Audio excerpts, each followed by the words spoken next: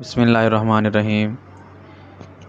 ایک دن امام علی علیہ الصلاۃ والسلام راستے سے گزر رہے تھے۔ آپ نے ایک شخص کو دیکھا کہ وہ سونے کی تیاری کر رہا تھا اور اس کے چہرے پر گرد و غبار لگی ہوئی تھی، چکناہٹ تھی۔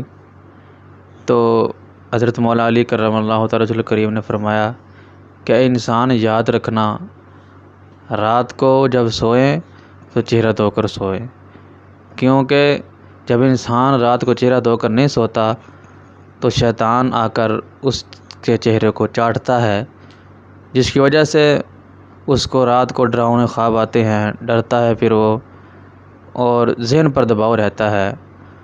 آپ علیہ الصلاۃ والسلام نے فرمایا کہ جو رات کو چہرہ دھو کر سوتا ہے تو اس پر اللہ کی رحمت کے فرشتے نازل ہوتے ہیں، اس کے ارد گرد پوری رات اللہ کی رحمت ہوتی رہتی ہے اور ذہن سے دباؤ ختم ہو جاتا ہے، پھر اس کو اچھے اچھے خواب بھی آتے ہیں اور پرسکون نیند بھی آتی ہے۔